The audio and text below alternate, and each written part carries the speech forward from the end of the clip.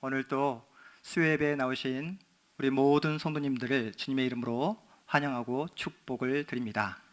우리 양옆에 앉아 계시는 우리 성도님들을 따뜻한 마음으로 바라보시면서 우리 이렇게 인사 나눠볼까요? 은혜 받으세요. 이렇게 인사하겠습니다.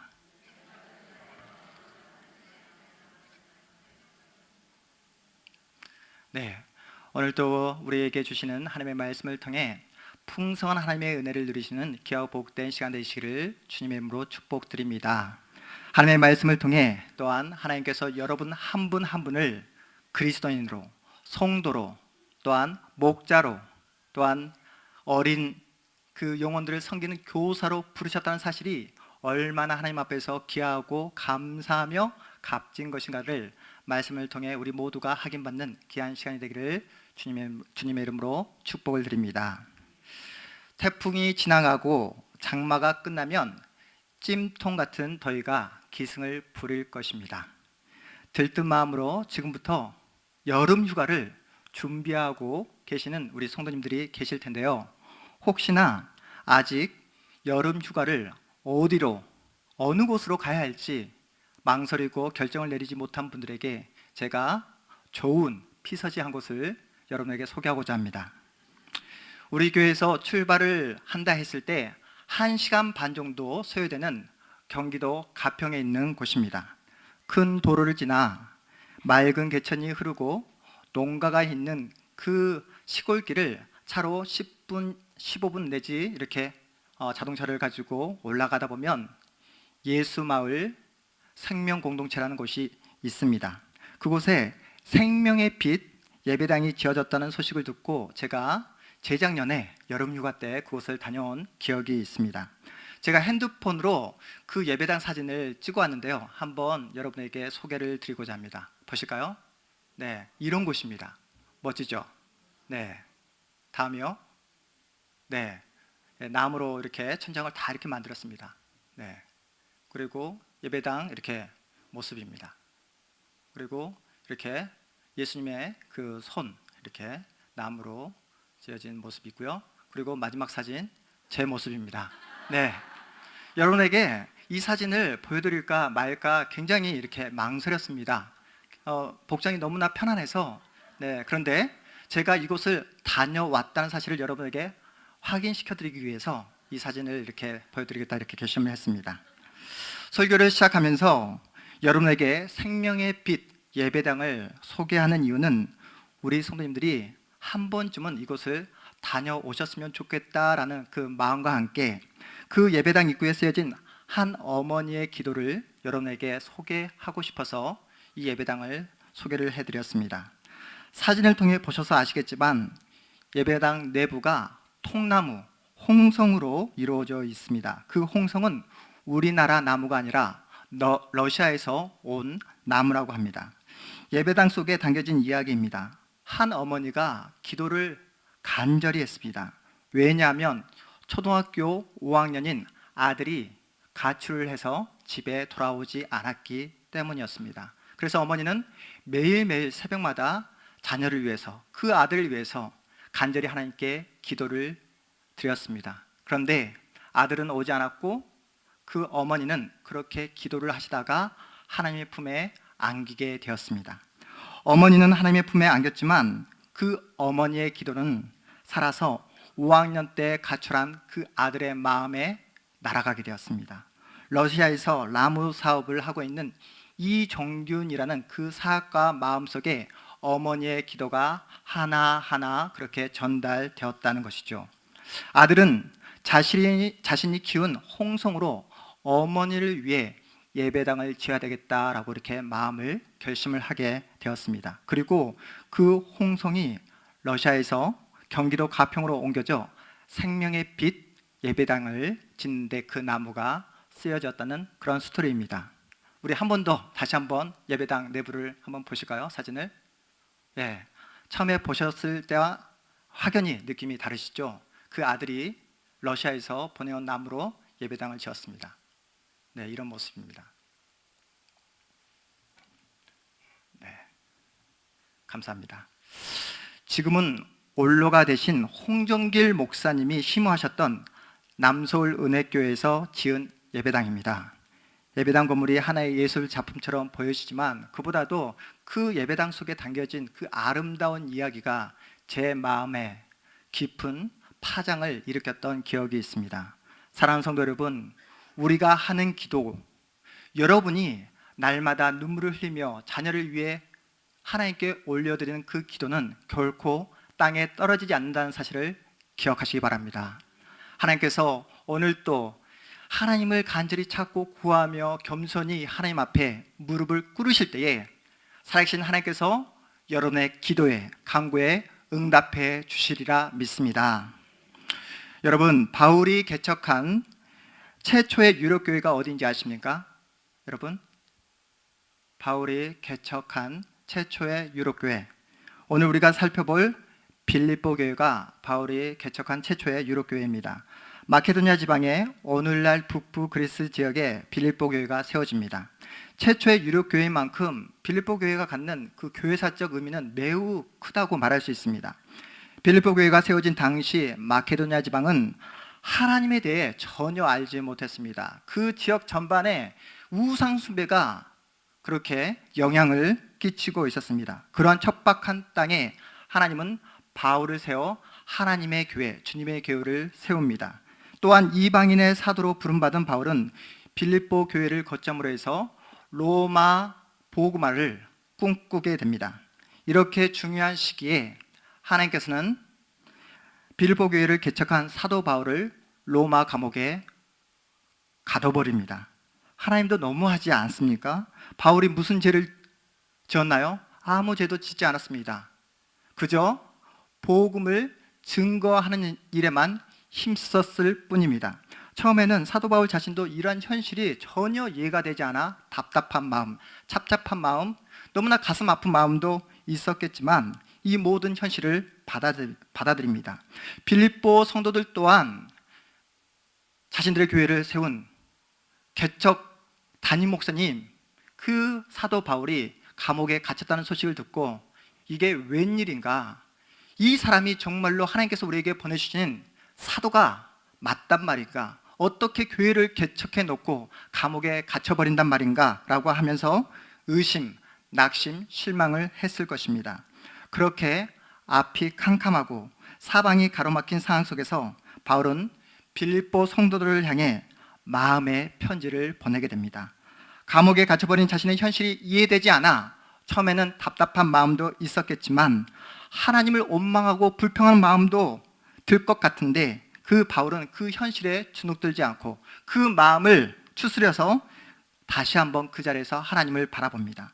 바울은 전혀 납득되지 않는 상황 속에서 빌립보 성도들을 향해 어떠한 표현을 사용해서 지금 편지를 쓰고 있습니까? 오늘 본문을 유심히 살펴보면 기쁨, 감사, 복음, 은혜, 영광, 찬송이라는 단어가 나오고 있습니다. 여러분, 우리가 상식적으로 생각할 때에 기쁨, 감사라는 단어를 언제 쓰죠? 내 마음이 편안할 때, 내 마음이 만족스러울 때, 내가 원하는 현실이 내 눈앞에 펼쳐질 때 쓰는 단어가 기쁨, 감사입니다. 그런데 그 사도 바울이 지금 어디에 있습니까? 감옥에 갇혀 있습니다. 재판을 기다리고 있습니다. 판결을 따라 생명을 잃을 수도 있는 절체절명의 그 위기에 처해 있습니다. 바울이 직면하고 있는 현실은 기쁨, 감사, 은혜, 영광, 찬송이라는 단어와는 전혀 어울리지 않는 그런 상황입니다. 그럼에도 불구하고 바울은 나의 하나님께 감사한다, 기쁨으로 항상 간구한다라고 표현을 사용하고 있습니다. 바울이 감옥에 수감된 이후 낙심하고 절망하고 슬퍼하고 있을 빌립보 성도들에게 기뻐하라고 강력하게 촉구할 수 있었던 그 이유가 무엇일까요? 걱정하지 마, 다 잘 될 거야, 우리를 사랑해 주신 하나님께서 나를 이 차가운 그 감옥에서 나를 풀려나게 해 주실 거야 라는 막연한 기대와 근거 없는 소망을 가지고 기뻐하라고 바울은 이야기하지 않습니다. 전혀 예상치 못했던 상황 때문에 사도 바울도 처음에는 답답한 마음, 너무나 막막한 마음도 있었겠지만 하나님께 감사하며 기쁨으로 간구할 수 있었던 그 근거를 6절에서 이렇게 고백하고 있습니다. 우리 6절 말씀을 함께 한 목소리로 읽겠습니다. 6절 말씀입니다. 너희 안에서 착한 일을 시작하신 이가 그리스도 예수의 날까지 이루실 줄을 우리는 확신하노라. 아멘.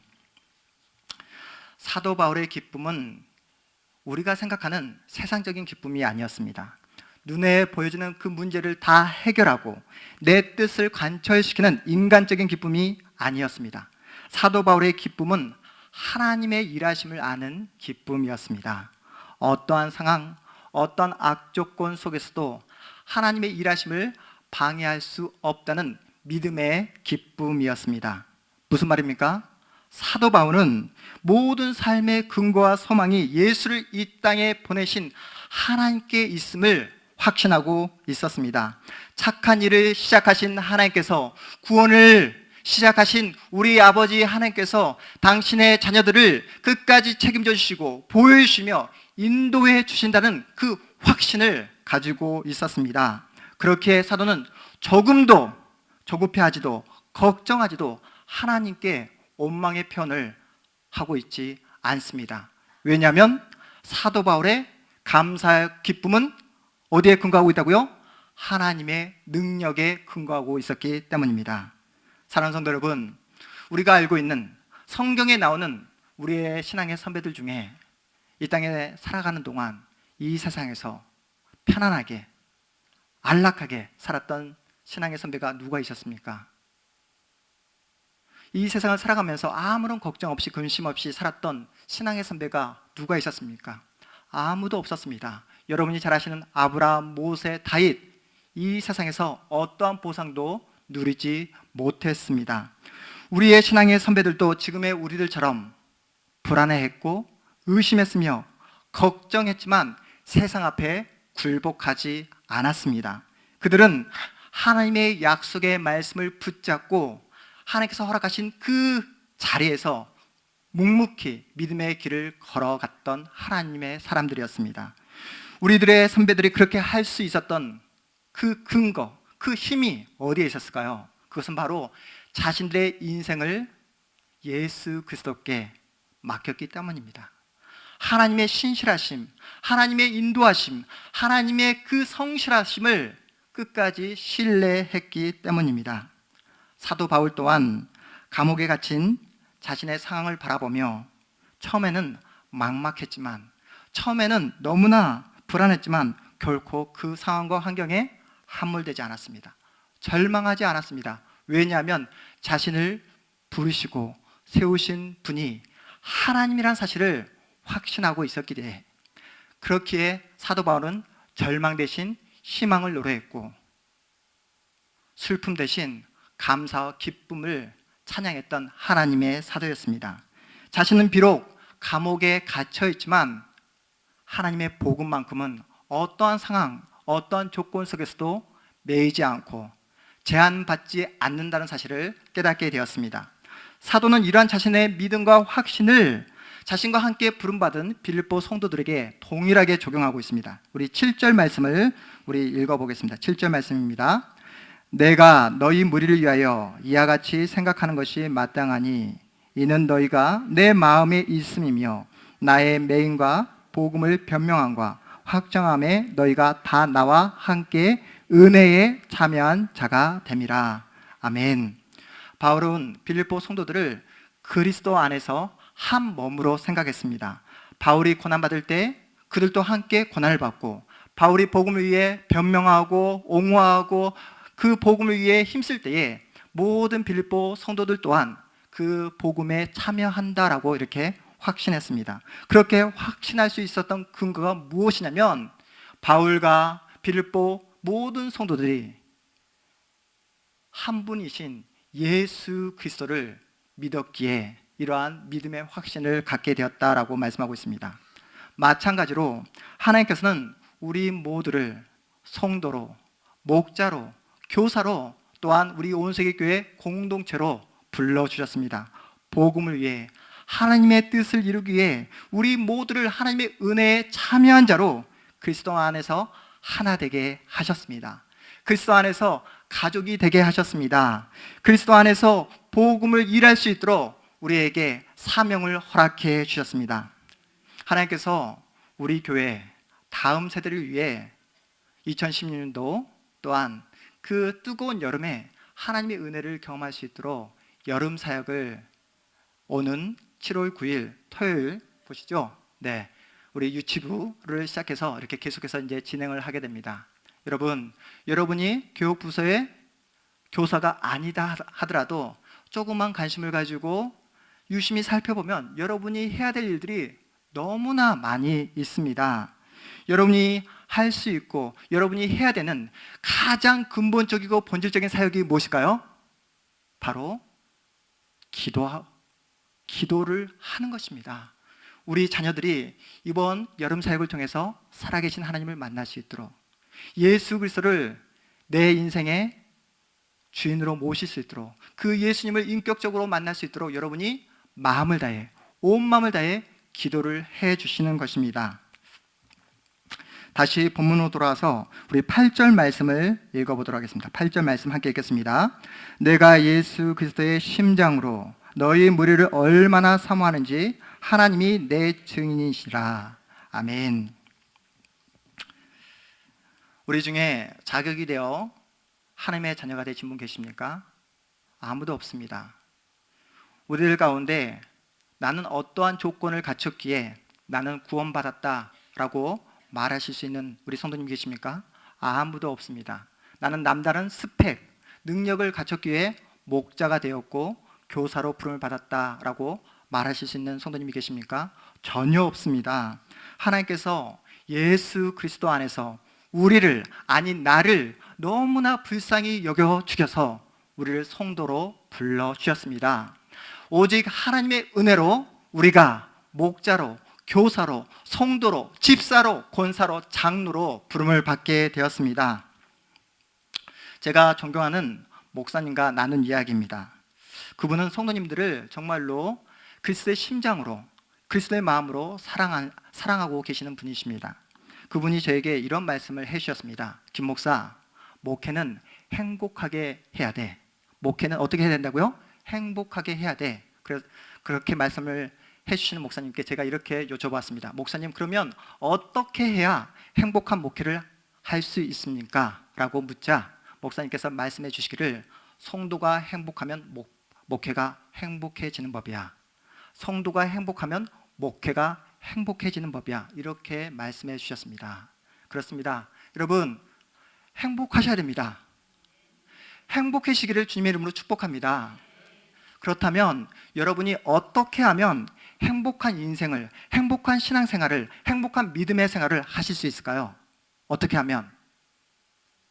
다른 그 무엇이 필요한 것이 아니라 하나님의 은혜가 필요합니다. 하나님의 은혜 밖에 여러분이 처하게 되면 불안해하고 또한 걱정을 하게 되며 염려를 하실 수밖에 없습니다. 여러분이 염려하고 걱정하고 불안해하면 여러분은 결코 행복한 신앙생활을 하실 수 없습니다. 여러분이 행복하지 않으면 누가 행복할 수 없다고요? 목회자인 저희들이, 특별히 우리 담임 목사님께서 행복한 목회를 하실 수 없습니다.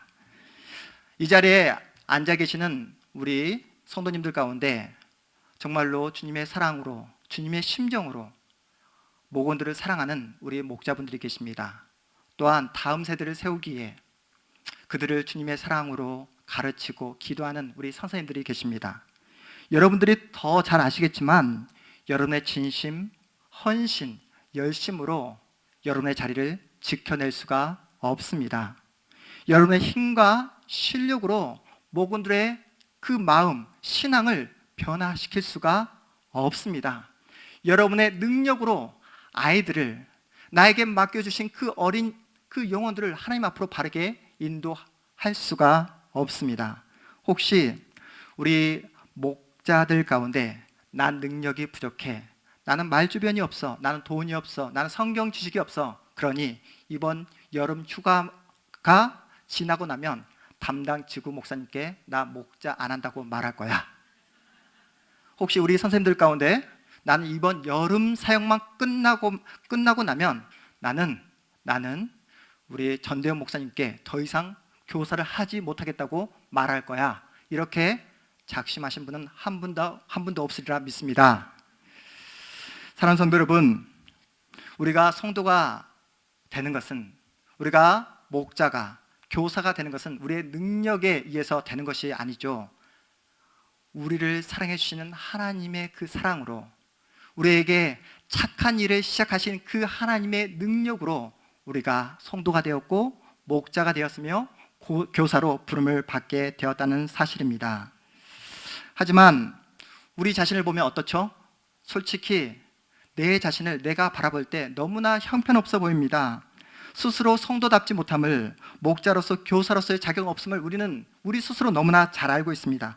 누가 지적하지 않더라도 목원들 앞에서, 우리 아이들 앞에서 너무나 부끄러운 나의 모습을 우리는 매일매일 확인합니다. 성도의 자리, 목자의 자리, 교사의 자리를 피하고 싶을 때가 너무나 많이 있습니다. 하지만 나를 성도로, 목자로, 교사로 부르신 분이 계시기에 우리는 그 하나님을 바라보며 의지하며 다시 한번 이 복된 예배 자리로 나온 것입니다. 그 하나님을 의지함으로 우리는 다시 한번 목원들을 만나고 있고, 하나님께서 나에게 맡겨주시는 영혼들을 하나님의 사랑으로 다시 한번 기도하고 그들을 바라보는 것입니다. 나의 부족함과 연약함을 그 누구보다도 내가 더 잘 알고 있기에 우리는 더욱더 하나님의 은혜를 구하는 것입니다. 나에게는 무엇이 필요합니까? 하나님의 은혜가 필요합니다. 하나님, 저를 불쌍히 여겨 주옵소서. 하나님, 저를, 우리 목원들을, 우리 어린 영혼들을 주님께서 불쌍히 여겨 주옵소서. 나의 마음을 붙잡아 주시고, 우리 목원들의 마음을 붙잡아 주시고, 우리 어린 영혼들의 마음을 붙잡아 주셔서 하나님의 은혜 가운데 날마다 거하는 하나님의 사람이 되게 하여 주옵소서라는 그 기도를 우리가 멈출 수 없다는 사실입니다. 특별히 저는 우리 아이들을 볼 때마다 너무나 안쓰럽고 불쌍합니다.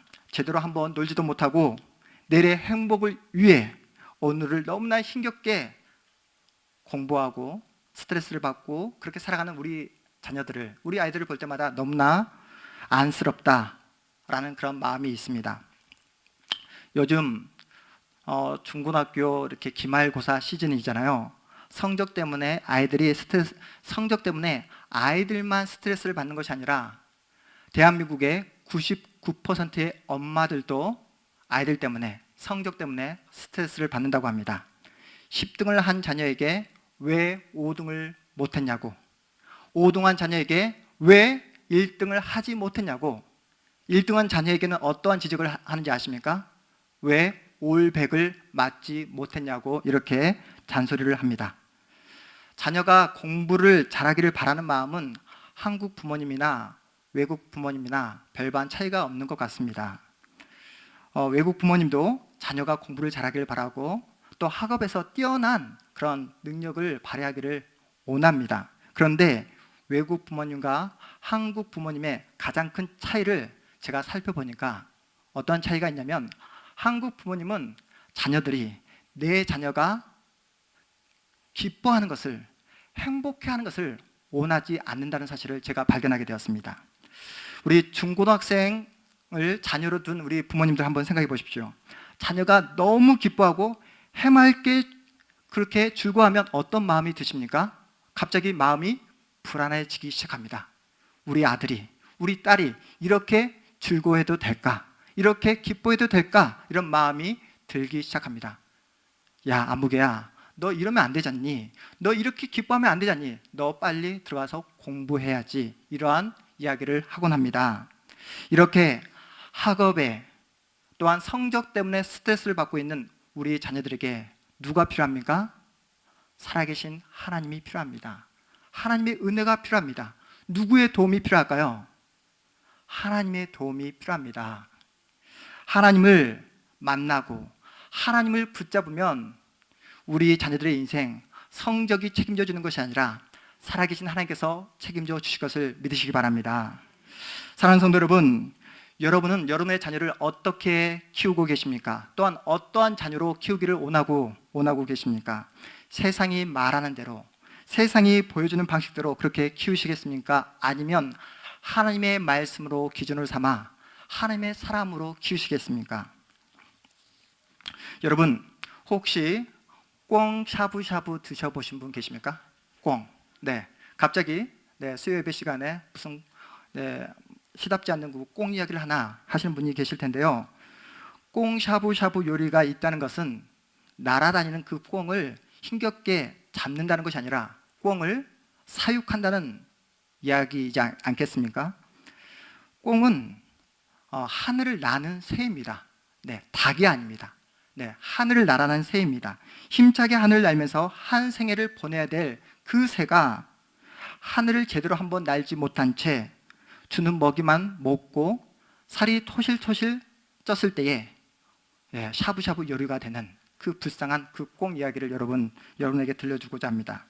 왜 하늘을 힘차게 날아야 될 그 꽁이 땅만 쳐다보며 사육됐는가 제가 살펴보니까 꽁 머리에 작은 갓을 씌운다고 합니다.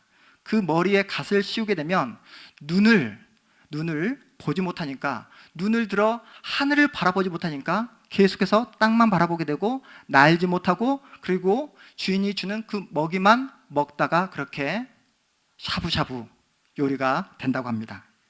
저는 이 꽁 이야기를 이제 듣게 되면서 우리 자녀들이 생각이 났습니다. 혹시나 세상이 만들어 놓은 그 어떤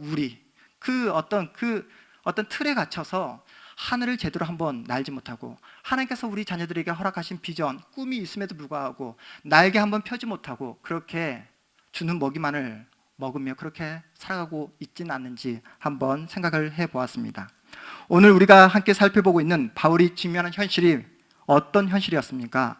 인간적인 눈으로 볼 때는 너무나 답답하고 절망적인 현실이었습니다. 하지만 사도 바울은 세상이 강요하는 그 갓을 쓰지 않았습니다.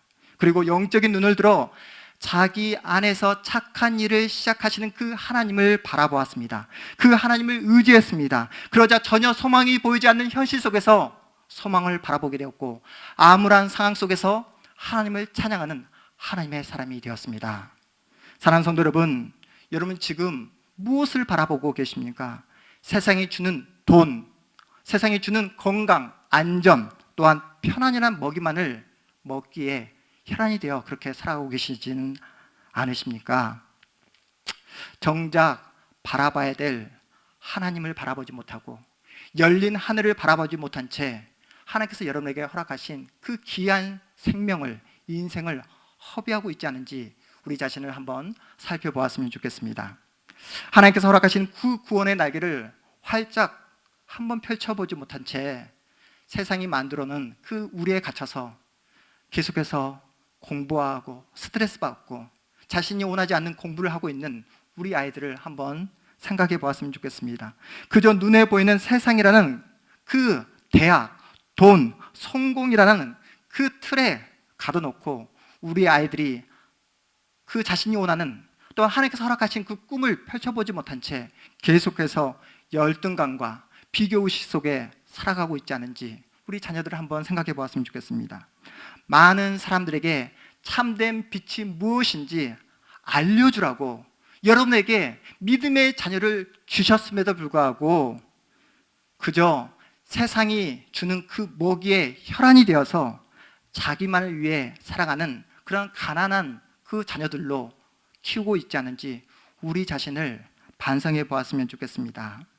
사랑하는 성도 여러분, 성경이 우리의 자녀를 어떻게 키우기를 원하시는지, 또한 여러분의 한 번뿐인 인생을 어떠한 인생으로 디자인하고 살아가기를 원하시는지 오늘 말씀을 통해 마지막으로 확인해 보기를 원합니다. 우리 빌립보서 1장 9절에서 11절까지의 말씀을 우리 한 목소리로 읽도록 하겠습니다. 9절부터 11절까지의 말씀입니다.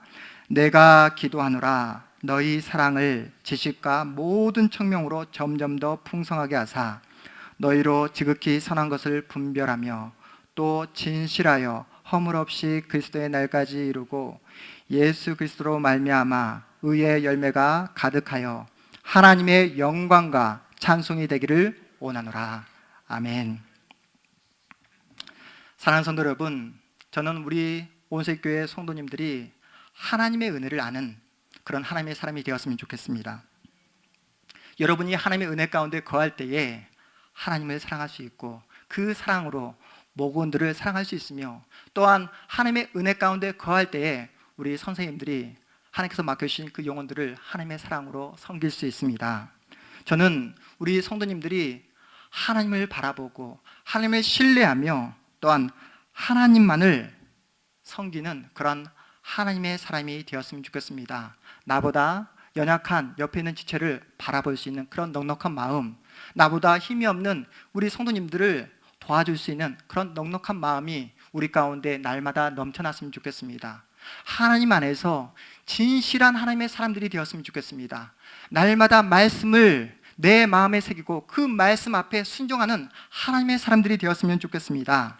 또한 이 자리에 앉아있는 우리 부모님들, 특별히 우리 교사 선생님들, 세상이 말하는 그 먹이를 우리 자녀들에게 가르치는 것이 아니라 살아계신 하나님이 누구신지, 하나님과 함께 창공을 비상할 수 있는 그 놀라운 그 은혜와 사랑을 가르치는 믿음의 부모, 믿음의 교사들이 되기를 주님의 이름으로 축복합니다. 제가 설교 첫 부분에 말씀드린 집 나간 5학년 아들을 위해 기도했던 그 어머니의 기도가 어떻게 응답되었습니까? 그 어린 아들이 부유한 사업가가 되어 하나님의 은혜를 안 것도 너무나 놀라운 그 은혜의 열매이지만, 무엇보다도 하나님께서 허락하신 그 부를, 하나님께서 허락하신 그 풍성한 축복을 하나님의 일을 위해 사용하는 믿음을 가진 하나님의 사람이 되었다는 것이 가장 큰 믿음의 열매이지 않겠습니까? 사랑하는 성도 여러분, 여러분은 누구를 위해 지금 기도하고 계십니까? 여러분은 어떠한 기도를 하나님께 올려드리고 계십니까? 하나님께서 우리 모두를 온 세계 교회 공동체로 묶어주셨습니다. 복음을 위한 일에 여러분 참여해 보십시오. 참여하시면 여러분의 신앙이 자라나게 될 것이고, 우리 모두를 하나님께서 하나의 공동체로 묶어주셨다는 사실이 얼마나 큰 하나님의 축복인지 여러분이 발견하시게 될 것입니다. 그저 세상이 말하는 이해관계에 의해 우리가 묶어진 존재가 아니라 예수 그리스도의 피로 묶어진 하나님의 가족 공동체입니다. 이 사실을 여러분이 마음에 새기셔서 특별히 2016년도 우리 하나님께서 우리 다음 세대를 하나님의 자녀로 키우기 위해 허락하신 이 여름 사역 가운데 여러분이 더 많이 관심 가져주시고 기도해 주시고 격려해 주셔서 우리 모두가 주 안에서 하나의 공동체임을, 우리 모두가 주 안에서 서로를 사랑하는 생명의 가족임을 우리가 확인받고 하나님의 영광을 드러내는 우리 모두가 되기를 주님의 이름으로 축복드립니다.